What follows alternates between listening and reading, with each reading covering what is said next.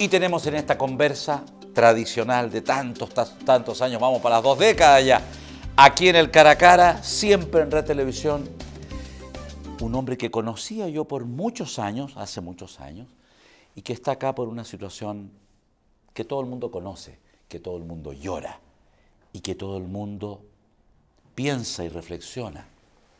Aquel accidente trágico de ese viernes inolvidable, inolvidablemente dramático para todos los chilenos con el corazón puesto en el pecho. Está con nosotros Jorge Cabezón aquí en la conversa. ¿Qué tal? Jorge, vámonos para ese viernes, para aquel viernes en que... ¿Dónde estabas tú ese viernes? A media tarde, poquito después de las 5, 6 de la tarde. Sí, más o menos. Habíamos, el día anterior habíamos hablado, me había encontrado con Rodrigo, fue la última vez que lo vi en mi vida, me abrazó, me besó, y quedamos con la situación de encontrarnos el día domingo. No le pregunté dónde iba, pero por una situación muy curiosa. Él nunca avisaba, porque si no la lista de encargos era muy larga. Sí. Entonces prefería decir dónde había estado. Entonces me dijo, no, mira, juntémonos el domingo, o a más tardar me dijo el lunes, porque había una receta que yo había estado haciendo de pizza y él quería probarla. La verdad es que en eso estaba, para no meter las patas, preferí ensayar la receta el día viernes. Fui al supermercado, compré las cosas y en eso estaba, cuando en eso Paula, mi señora, viene y me dice, mira, ven a ver porque algo pasó con un avión donde va Felipe Camiroaga.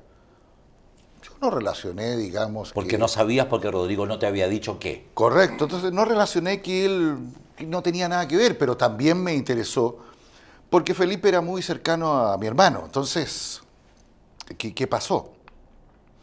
En eso, bueno, sigue avanzando la noticia, sigue avanzando y efectivamente, bueno, entre las personas que estaban en el accidente, hasta ese momento era un accidente, o sea, yo esperaba encontrar a mi hermano bastante magullado, algún esguince, una cosita poca, digamos, eso. Y aparecía en la nómina. La verdad es que no lo esperábamos. Una, porque somos una familia de 6 miembros donde nunca nos ha pasado nada. Todas las cosas pasan alrededor nuestro. Por lo tanto, este accidente era el más grande que había pasado para nosotros, ¿ya? Las bombas explotaban afuera. Claro, claro. Y eso era cómodo. Eso era cómodo porque nos hacía sentir, digamos, bastante especial. Pero ese día, viernes, la verdad es que se nos quebró todo. Sobre todo a mí, digamos, se nos quebró toda esa felicidad que había. Ha sido muy difícil. Jorge, cuadro a cuadro, hora a hora, ¿en qué momento de ese viernes probablemente tú saliste de tu casa a buscar una solución, a buscar mayor información? ¿Qué hiciste ese viernes en la noche? La verdad es que quedo como un zombie. No entendí absolutamente nada. Claro. No. Tú dices, esto no puede ser. Rodrigo, tenemos casa en la playa, en Maitencillo, y bueno, siempre nos habíamos internado en el mar, nadábamos con cierta prudencia, entonces esto no podía ser nada más allá. Yo me lo imaginaba aferrado a una roca, magullado, insisto, un poco con la imagen del náufrago, Claro. ¿ya? Pero sí, en la medida que fue avanzando el tiempo, mis padres vivían solos en Quillota. Así que optamos, hasta que no se estuviera clara la noticia, optamos por irnos con ellos a Quillota. La verdad es que en el viaje, que dura una hora, más o menos una hora y media, ya siempre lo matizábamos con mucha música, elegíamos la música, mi mujer, mi hija y yo. Ese fue un viaje muy silencioso. Paula... Conectado a la radio. Conectada a la radio, y íbamos perdiendo una emisora, íbamos ganando otras. Y ya cuando escucho hablar al alcalde de Juan Fernández, la verdad es que sí, yo dije, aquí las cosas son graves. Pero no mi hermano. Yo creo que aquí hay otras personas que fallecieron, pero no mi hermano. A mí me costó muchísimo. Yo asumo la muerte de mi hermano, ya no quiero pegarme un gran salto en el relato. Este día, el último día 2 de septiembre. Yo recién ahí acepté que él estaba muerto y que ya no iba a aparecer. Ha sido muy difícil, un tema muy complicado. Como familia, la verdad es que estamos muy afectados porque Es irónico lo que voy a decir, o es un absurdo. El hecho de que Rodrigo no aparezca, digo no aparezca, o sea, como ni siquiera hay un punto final, hace sentir la sensación de que es una filmación un poco más larga y va a volver. Y es la misma situación que tienen sus compañeros en el canal. O sea, él dejó su moto estacionada y está tal cual como él la dejó ese día, y me lo pidieron y me dijeron, oye, ¿por qué no te dejas la moto aquí? Nosotros la vamos a cuidar, incluso le vamos a mandar a hacer una placa de oro, o sea, de un montón de cosas. Pero cada vez que pasamos por la moto, tocamos el asiento y el cabezón está vivo. Entonces, son cosas, como te digo, muy fuertes las que nos ha tocado vivir. Jorge, ¿cómo era Rodrigo realmente, en sus fortalezas y debilidades? Era un gallo bien especial. A ver, tenemos una diferencia de edad, ¿ya? Yo soy el mayor y él era el menor. Por lo tanto, desde pequeño, él fue un poco mi responsabilidad. Yo tenía 13 años cuando él nació. Por lo tanto, yo lo asumí como mi responsabilidad. Ahora, nosotros tenemos un hogar bastante, si se quiere, estructurado y bastante piramidal, donde, bueno, los padres son como los comandantes y hacia abajo vamos estructurando de esa manera. Yo era el responsable por mis hermanos. Pero esta pequeña personita indefensa, a la edad de 13 años que yo tenía, me pareció que debía, digamos, cobijarlo. Desarrollamos una muy buena relación, muy cercano. Con un revés que a mí me dio la vida, Rodrigo me devolvió la mano de lo que yo pensé que había hecho por él. Él se acercó mucho a mis hijos cuando yo me separé, fue un nexo y un montón de cosas que la verdad es que hasta el día de hoy no he podido agradecerle. Rodrigo era audaz, era temerario, era arrojado, era corajudo, era más bien tímido, era cerebral, era sanguíneo, era retraído, le gustaba el combate, le gustaba la aventura, era un tipo más bien tradicional y quieto. ¿Por qué lado? No, Rodrigo, a ver, arriesgado no, pero si él veía que había una toma, que ese ángulo, él debía tenerlo, era obsesivo. Era obsesivo, digamos, por... Yo diría que su personalidad no es tímido, una persona completamente asumida en su situación, pero tampoco, insisto, iba a correr riesgos innecesarios. Sí, él era una persona, digamos, en el sentido que si había algo que él le podía sacar partido, de hecho, dalo por hecho que si él no podía estar ahí, iba a fabricar algún artilugio para lograr la toma. Sí, era...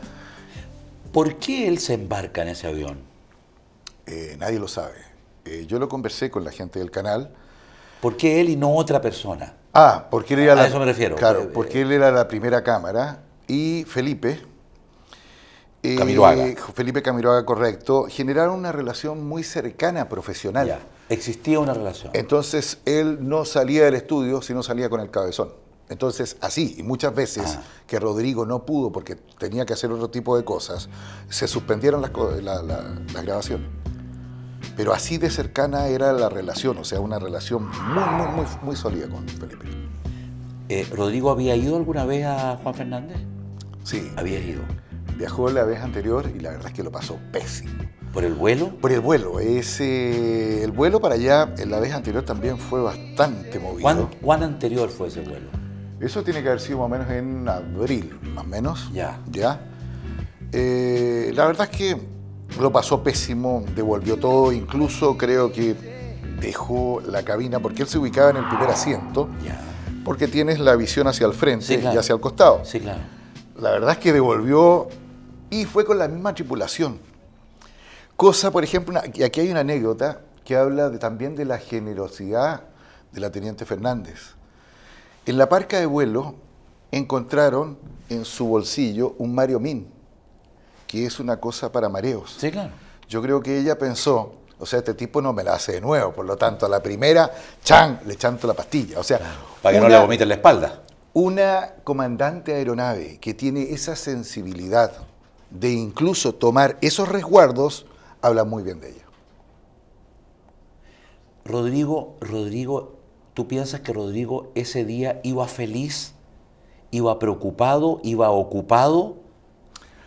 ¿Cómo crees tú que iba? Okay. No, iba feliz, porque insisto, yo lo veo la noche anterior, yo lo noté muy preocupado.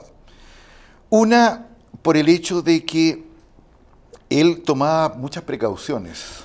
Entonces se metía a internet, veía el tiempo y toda la nota y se dio cuenta que efectivamente había mal tiempo. Pero a mí no me lo manifestó para no preocuparme.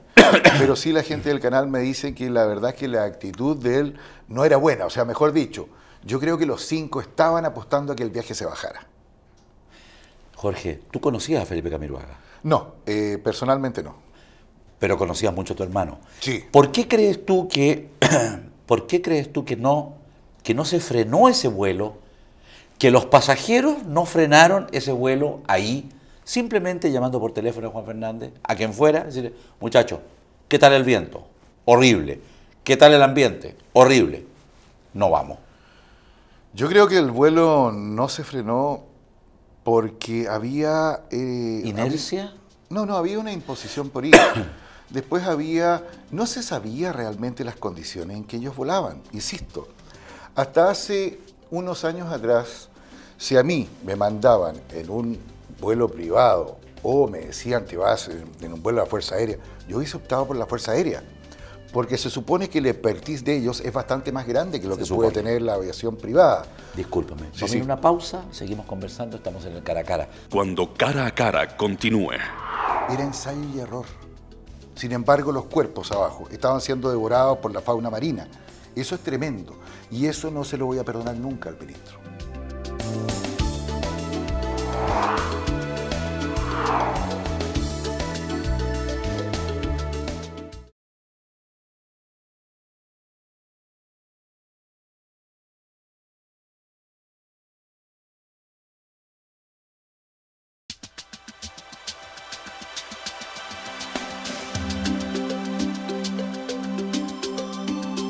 Volvemos, estamos en el Cara a Cara, siempre domingo, siempre Red Televisión, en la conversa esperada toda la semana. Amigos, amigas, gracias por todo Chile y el mundo a través de las redes sociales, internet, Facebook, Twitter y todo aquello.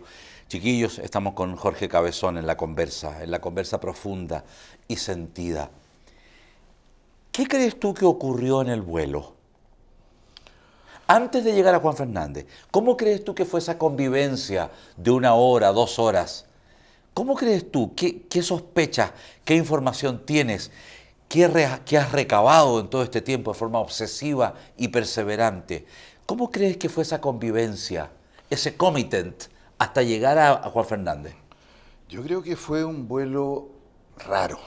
Prefiero ser prudente con eso, raro. El hecho de que, en cierta medida, tome la decisión de abandonar los 10.000 o 9.000 metros proyectados o que estaban avisados e irse a los 15.000 metros, ya eso es raro. Ahora, después yo he ido averiguando, y esta es una conversación tremendamente larga que es una parte técnica, de a qué se debió eso. ¿A qué? ¿Ya? O sea, tan simple, el sobrepeso, que no es el sobrepeso que se ha dicho. ¿Por qué? Por una cosa que es muy simple.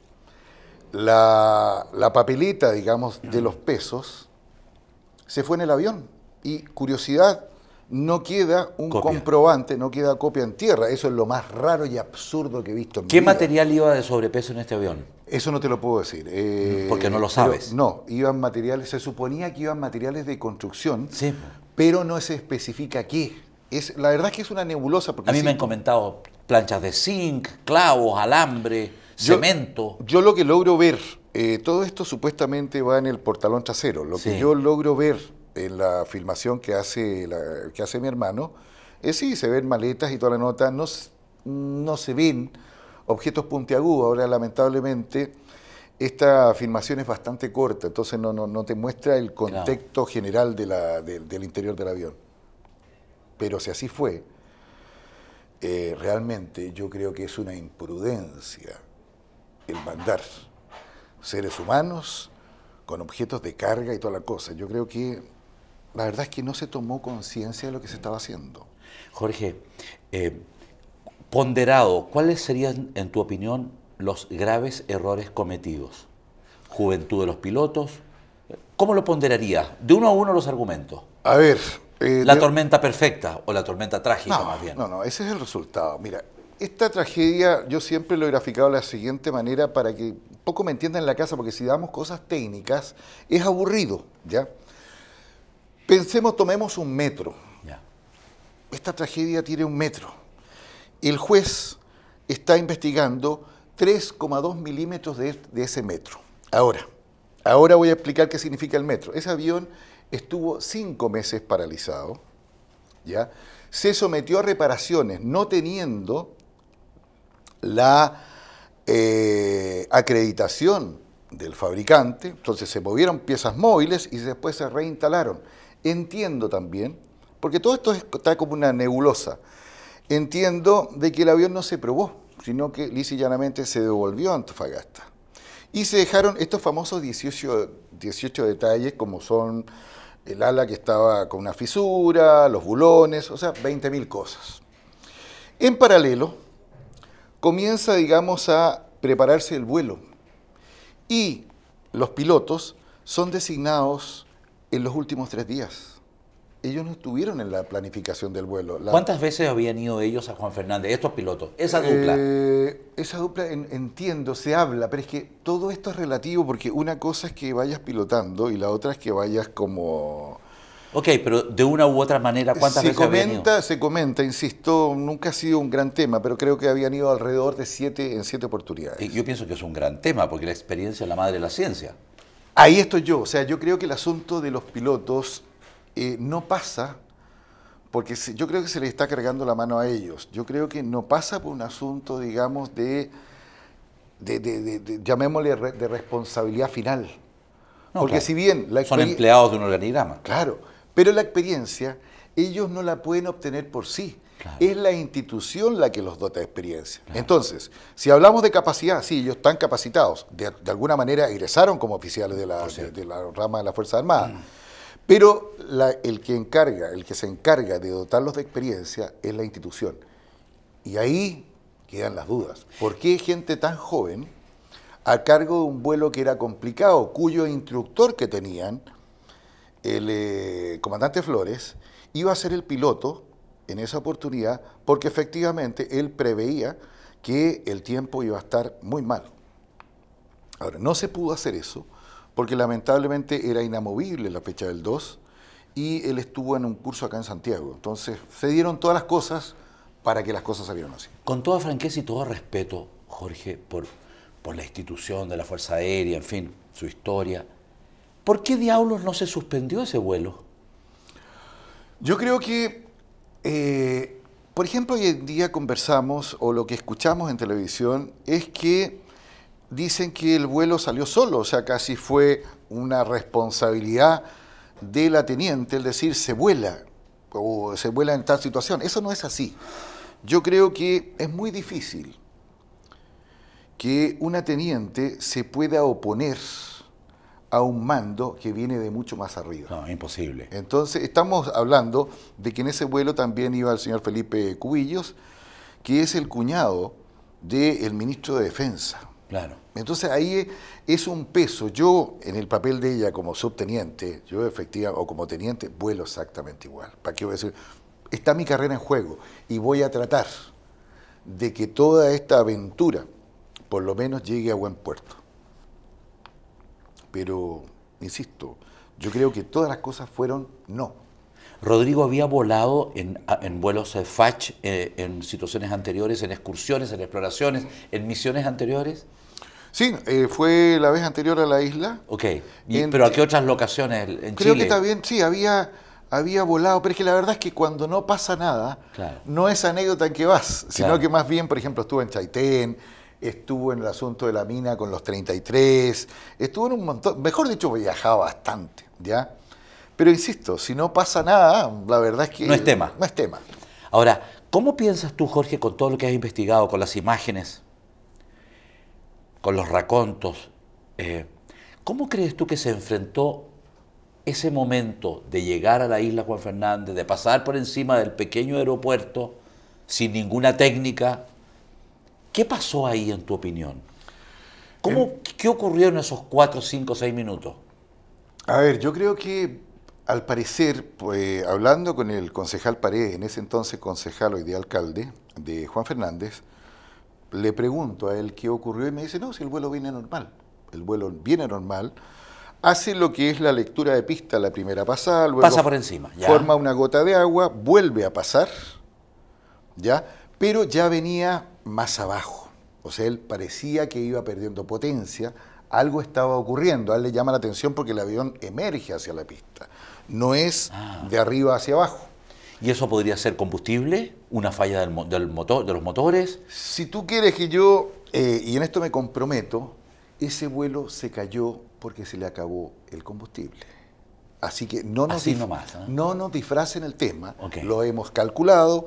La primera información del vocero de la FACH dice que ese avión tiene combustible o tiene una autonomía para 3 horas 40 y entiendo que el vuelo demoró 3 horas 30. Estamos hablando de 10 minutos, pero no se está contemplando el sobrepeso, no se está contemplando el viento en contra y todos los pros y los contras y la histeria de los pilotos, que eventualmente, que es normal que nos puede pasar a cualquiera, cuando nos vamos dando cuenta que efectivamente el marcador va quedando en cero. El avión se desplomó por falta de combustible. Dios mío. Así es. Tengo entendido que hoy en día los aviones que van a Juan Fernández recargan en Viña. Recargan Y tengo en- entendido además, perdón Jorge, que además tienen un estanque, van con un bidoncito suplementario. Bueno, Ese es un argumento. el avión original no era el que fue. El caza. No, no. No era ese, no físico. No era el 966. La orden de misión era para el 965, que sí tiene estanques subalares, que le permite doble autonomía. Entonces, ¿Le permite volver? ir y volver, correcto. Ir y volver. Claro, yo no sé por qué cambió. Ahora tampoco fue una cosa, la verdad es que la información al principio, tú tienes que entender que nosotros estamos movidos por el dolor en ese momento. Sí, obvio. Estamos en el suelo, no estamos para preguntar cosas, sino que yo lo que quiero es que mi hermano de alguna manera aparezca vivo, ¿ya? Pero en ese momento sí se conversó, sí dijo, no, es un error de transcripción, el hecho de que la máquina, alguien se equivocó y en vez de poner 966 puso 965. Pero es un error garrafal, donde tenemos un avión de doble autonomía y donde simplemente por ese error de tipeo se mueren 21 personas tremendamente valiosas para este país. Eso no es un chiste. Entonces, no sé, yo creo que hay que ponerse serio. Yo creo que esta cosa se ha llevado de muy a la manera a la deportiva y estamos perdiendo, digamos, el eje real de esto, que es el asumir la responsabilidad de lo que pasó. Porque si no se asumen las responsabilidades, insisto, no va a haber experiencia. Y si no hay experiencia ni sanción, esto va a volver a ocurrir. Y la próxima vez que se caiga en un avión, por favor que la gente se haga a un lado. Porque si se le cae encima, lo más probable es que le van a echar la culpa a usted por interponerse entre el avión y el suelo. Entonces, parece chiste, pero así es.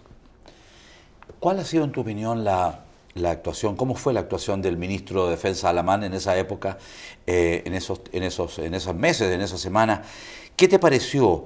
¿Cuál fue crudamente tu opinión, tu sensación térmica?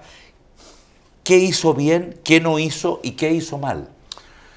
Yo en ese tiempo, hay que olvidar que nosotros estuvimos hasta el último, ¿ya? Por lo tanto, yo viví completamente El proceso entero. Correcto. Sí, yo estuve hasta el día 9-10. Sí, Andrés Alamán era una persona que a mí me daba garantías de que efectivamente las cosas se iban a hacer bien. La investigación. No. En cuanto estoy hablando, digamos, del asunto de el rescate en la isla. Ok, ¿Ya? Es ya, que sí. esto viene aparejado con otra cosa. Yo me daba él esa seguridad. Pero posteriormente se nos fue desmoronando ¿Por hasta el qué? día. Porque ya aparecieron los más importantes, los que daban puntaje. Entonces simplemente los que ya no daban puntaje, sino que más bien comenzaban a restar puntaje, se les fue dejando atrás.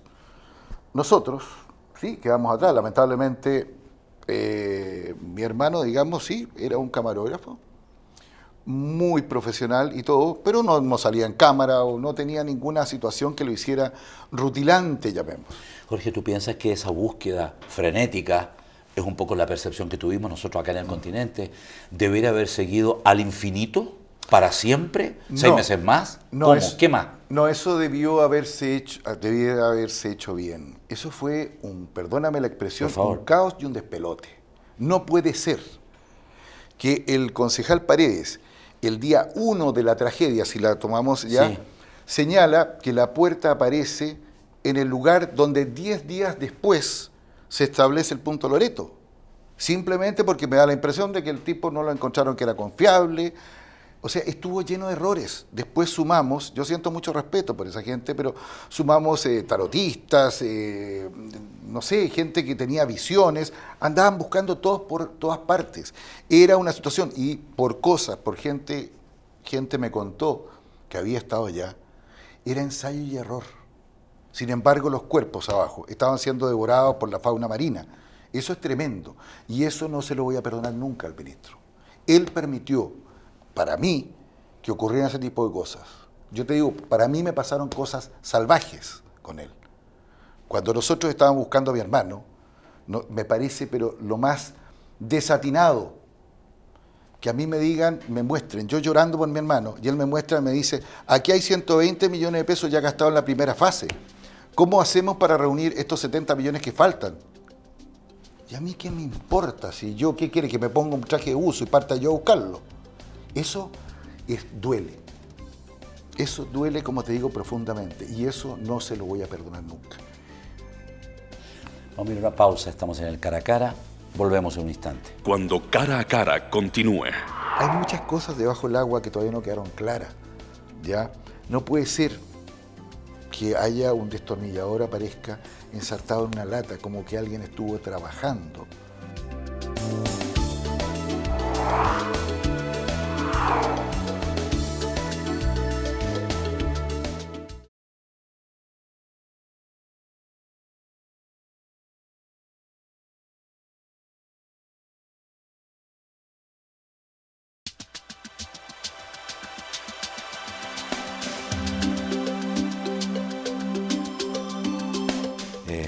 Jorge, ¿qué debió haber hecho de inmediato la FACH?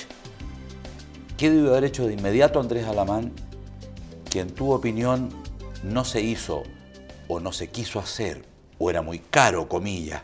¿Qué habrías hecho tú? ¿Qué no se hizo? ¿Qué dejó de hacerse? Yo creo que lo que técnicamente incluso. Lo que no se hizo fue ser honesto y reconocer que esta fue una tragedia que lo superó. Si a mí me dices, la verdad, estamos en un plano que es imposible, con todo el dolor, pero yo voy a aceptar, por lo menos que me den alternativas. Pero aquí se mintió, se engañó, se orquestó, se hizo un show, simplemente para subir un puntaje electoral. Aquí se pensó que iba a ocurrir exactamente lo mismo que con los 3 mineros con los 33 mineros. No, esto no es así. Aquí hubo muertos. Entonces me parece increíble que se pretenda levantar una candidatura presidencial por sobre 21 cadáveres y por sobre el dolor de nosotros los familiares.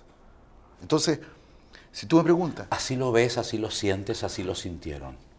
No solamente yo, lo sienten las redes sociales. Olvídate lo que es Twitter, olvídate lo que es Facebook, olvídate lo que es la gente en las calles. O sea, a mí hasta el día de hoy se me acerca gente y me dice, contamos con su apoyo. Entonces uno dice, es raro eso, que ya la gente me ubica. Sí, la gente me ubica. Pero esto no se puede quedar así, porque insisto, mi hermano ya no va a volver. Pero ¿sabes qué? Esto no puede volver a pasar, porque si todos esos 21 no hubiesen sido conocidos, olvídate, a los 15 días ya no es noticia, y esto nuevamente vuelve a ocurrir, y entramos en ciclos.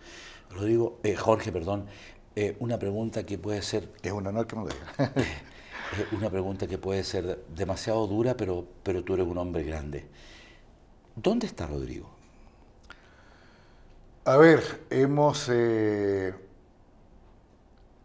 una persona que no la voy a dejar en evidencia, pero producto de mi desesperación me dijo, don Jorge me dijo, mire, yo no voy a reconocer que le he dicho esto, pero lo más probable es que este pueda estar enterrado.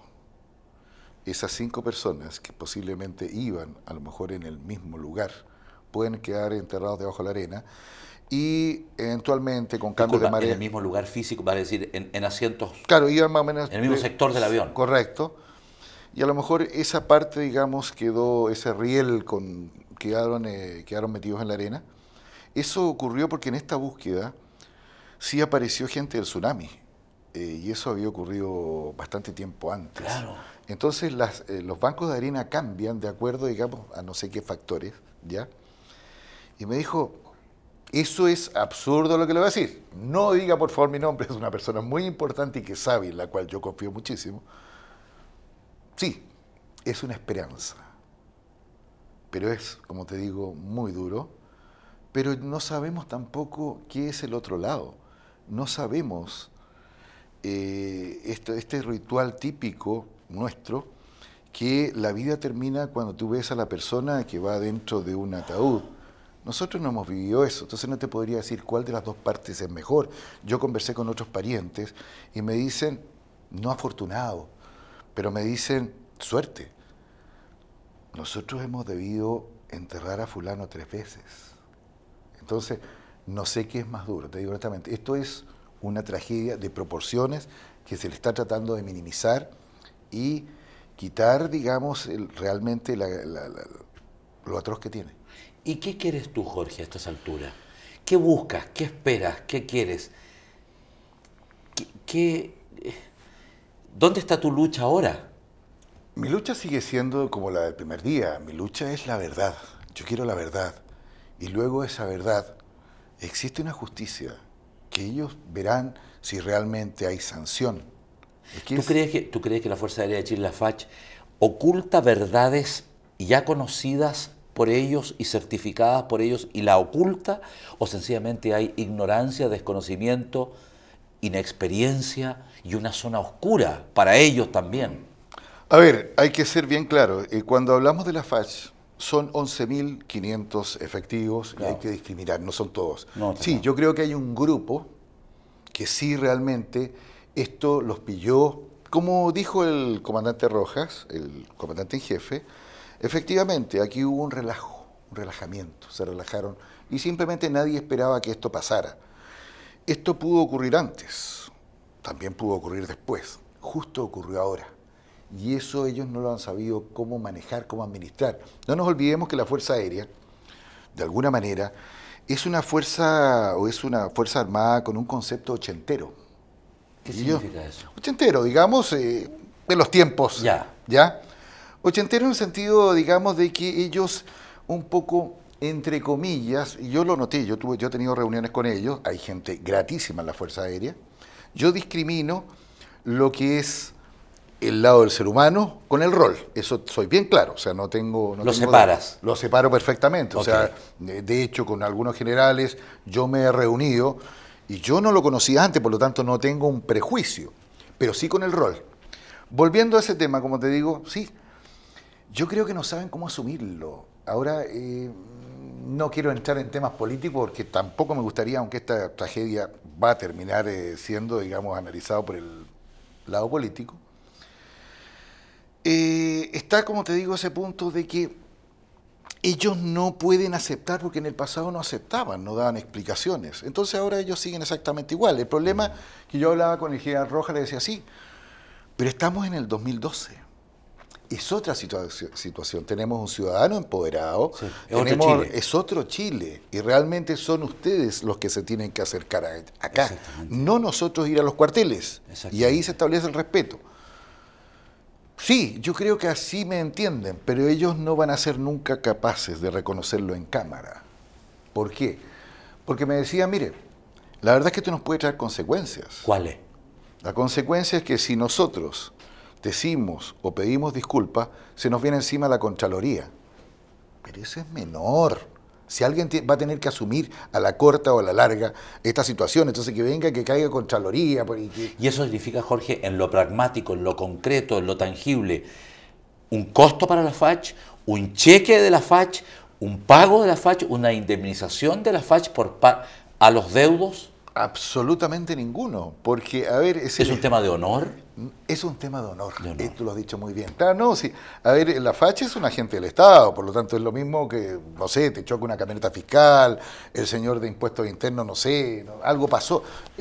Finalmente es el Estado el que responde. Pero aquí nosotros estamos yendo a que es un tema de honor, es un reconocimiento. No a mi hermano no va a volver con ese reconocimiento, pero que realmente exista la humildad, y eso habla de la hombría que se tiene, de reconocer me equivoqué, y qué hago para mejorar esto. Porque no puede ser que la Fuerza Aérea se esté privilegiando el salvar a los amigos versus la institución. No, el comandante en jefe, lo que yo sé, se debe a su institución, es la institución permanente que tiene que seguir. Sus amigos van a pasar al retiro. El cómo ellos se salvan o no se salvan es de acuerdo a la responsabilidad que ellos tienen. ¿Tú piensas que el general en jefe debería haber renunciado, que el comandante en jefe debería haber renunciado?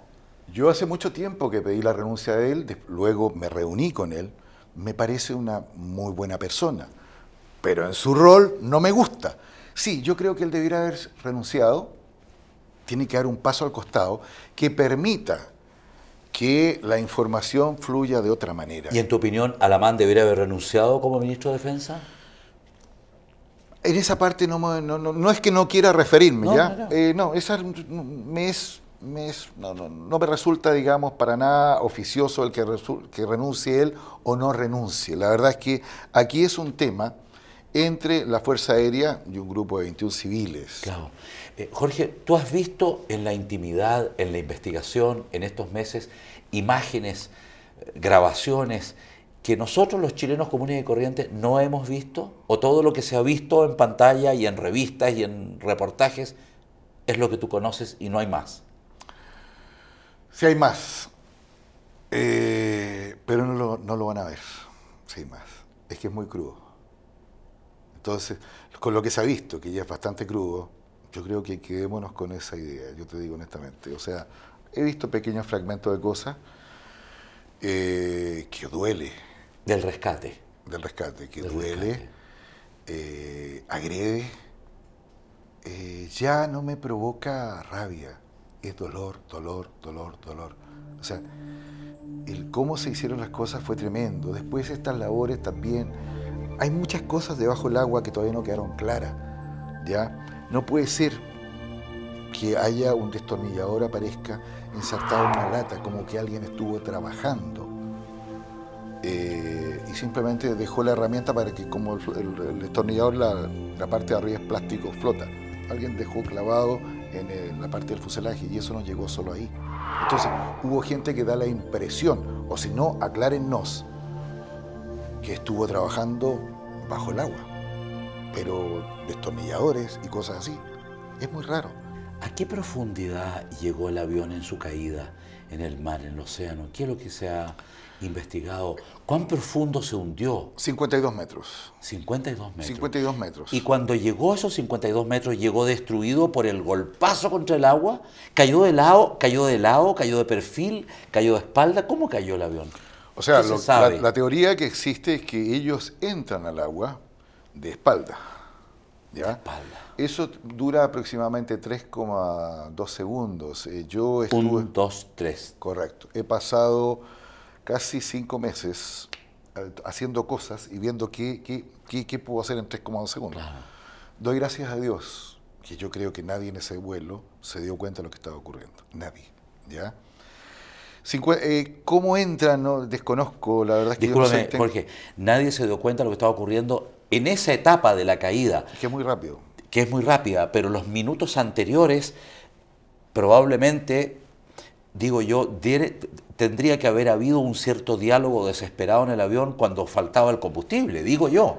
Mira, aquí... Pensando en tu hermano, en Felipe Camiroaga, en Cubillo, tipos que sabían del tema, digamos.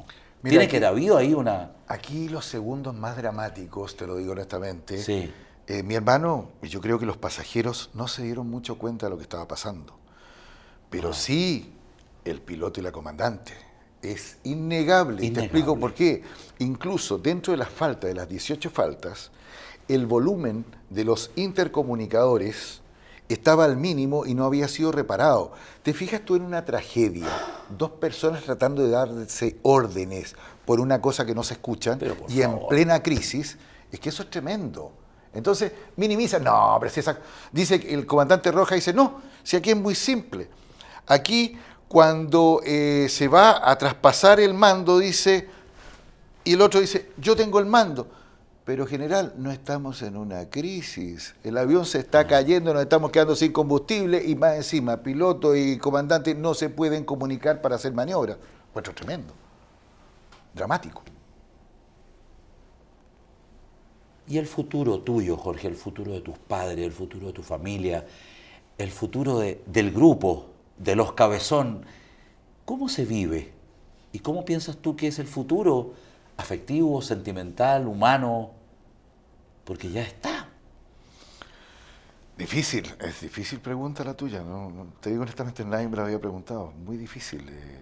Yo era director creativo, por muchos años fui, y la verdad es que no sé qué voy a hacer mañana. Tengo mi cabeza llena de nueva información, no atino a hacer otra cosa que no sea esto. Me despierto en la mañana, tipo 7 de la mañana, a las 9 estoy leyendo los diarios, termino contestando Twitter y cosas así, 10 de la noche, solamente, y me he puesto apático, monotemático, solamente hablo de Juan Fernández. Y por supuesto que a la gente hay otros temas. ¿Cómo salgo de esto? No sé. Estaré volviéndome loco, necesitaría un psiquiatra, no lo sé. Porque hay un desafío para ti también. Hay un desafío en el sentido de que tú eres un hombre joven, vital, con familia, con mujer, con futuro, tus hermanos, tu familia nuclear. La vida continúa. Yo creo que voy a ser un sobreviviente de esta tragedia. Un sobreviviente, ¿eh? Pero sí, a lo mejor suena dramático. Sí, un sobreviviente. O sea, a mí me falta Rodrigo. Necesito Rodrigo. Mis hijos necesitan Rodrigo. Mis padres lo necesitan, mis hermanos, mi mujer. ¿Qué ha pasado con Televisión Nacional y ustedes después de la tragedia? ¿Realmente? Realmente sí tenemos una muy buena relación, ¿ya? Yo creo que ellos, insisto, es que yo he estado en el seno mismo, en el epicentro de la situación. Yo creo que ellos están mayoritariamente tal cual como estamos nosotros. Sí, sí. O sea, a ver, sí, esto es una cosa que pongan un programa al aire, que pongan otras cosas y vean otras noticias. Pero sí, o sea, yo que he estado, digamos, fuera de cámara y en conversaciones muy directas, sí. Y esto no es, esto, a ver, tú puedes fingir, pero, pero eso se te cae, sí, el discurso se te cae rápido. Claro. Vamos a ir a una pausa rápidamente y volvemos. Estamos en el Cara a Cara, en la conversa con Jorge Cabezón. Volvemos. Cuando Cara a Cara continúe. Yo no puedo ir el resto de mi vida cargando una cruz de que efectivamente pasó con mi hermano. Yo soy así, lamentablemente es mi naturaleza.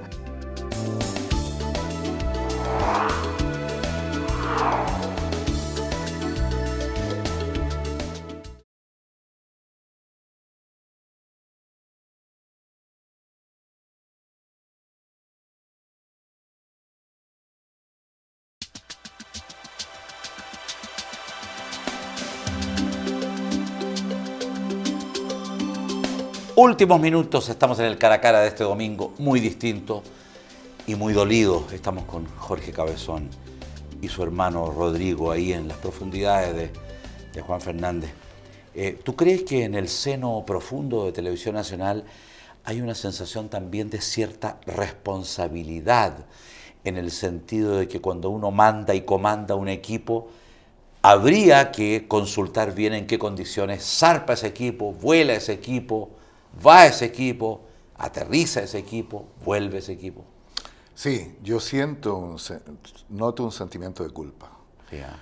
Y en algún momento el tema lo hablamos. Yo he tenido la suerte, como han tenido las otras también, hemos tenido las 5 familias, hemos tenido la suerte de tener una comunicación directa con todas las personas de Televisión Nacional. Y sí, la explicación o la respuesta que me dieron efectivamente, hasta antes del accidente de Juan Fernández, era el mejor medio de transporte que te llevaba a los lugares donde no viaja una línea aérea. Claro. Y uno confía en eso. Claro. De hecho, estaban suspendidos los vuelos en esas horas de las líneas aéreas comerciales. Y tengo que entender que mal, estas injustas muertes y dolorosas, si alguien quiere verle algún criterio comercial, la verdad es que más bien son números negativos. Lógico. Entonces, a nadie le conviene tampoco. Jorge, finalmente, ¿a qué iban todos a Juan Fernández? Específicamente, ¿a qué iban? Bueno, como... Yo creo que hasta eso está confuso o difuso. Era muy simple. El desafío Levantemos Chile había tomado la decisión, digamos, de poner de pie la isla. Sí. Se iba a inaugurar Y de alguna manera el Buenos Días a Todos iba a ser la pantalla para Ya. mostrar esta inauguración. Era solamente Testigo eso. de un emprendimiento de Levantemos Chile. Correcto. Ese era el objetivo. Excepto en el caso de Roberto Bruce, que en este vuelo dice, bueno, como van a ir para allá, tú ve a hacer otros asuntos del Claro. asunto de los mayas, que no tenían nada que ver. Otras notas, Otras notas, pero historias. él no tenía nada que ver en eso. ¿A cuántos de ellos, de quienes se subieron a este vuelo trágico, tú conocías? ¿Conocías a alguien más? No, los conocí después, por una cosa que es muy simple. Separábamos mucho lo que es la cosa profesional Claro. de la cosa familiar. Porque si no, la verdad es que llevarse la casa a la oficina y más encima con los compañeros de oficina Claro. es dramático. Yo los conocía a todos por pantalla. Ahora, el apoyo que yo he tenido de las otras 4 familias, o sea, estamos hermanados por la tragedia. O sea, esto Claro. es... Hay un lazo infinito ahí. Es que ese lazo, insisto, viene desde el canal. Entonces ha hecho, digamos, que nos han protegido muchísimo muchas cosas. Bueno, lo que dentro de las posibilidades, lo que se pide, buenamente ellos lo consideran. Se cerró la investigación. La FACH cerró la investigación. Correcto. Pero tú no. No, es que, a ver, esta investigación se cierra, pero tampoco no queremos que se cierre con las respuestas que yo quiero imponer. Ah. Aquí lleguemos a una verdad verdadera. Ok. Eso es un poco el tema. Esa es la misión Claro, tuya. claro. Esa es la misión tuya. Es que, insisto, yo no puedo ir el resto de mi vida cargando una cruz de que efectivamente pasó con mi hermano. Yo soy así, lamentablemente es mi naturaleza. Si yo no estoy al frente de algo, pienso que las cosas nadie las va a hacer tan bien como yo pienso. ¿Y hay alguien que te acompaña de los deudos en esta misión? Mi buen amigo Renzo, que precisamente en este momento lo están operando. Renzo Iarrázaval, él ha sido desde el primer día incondicional, él es el hermano de Romina Iarrázaval, por este asunto del estrés. Tuvo un problema cerebral Ya. y lo están operando. Y afortunadamente nos acaban de llamar que todo va bien, y el amigo Renzo va para arriba. Con Gracias. ustedes, próximo domingo, siempre en Red Televisión y a las 12 del día. Usted sabe, la televisión distinta está aquí, está siempre. Gracias.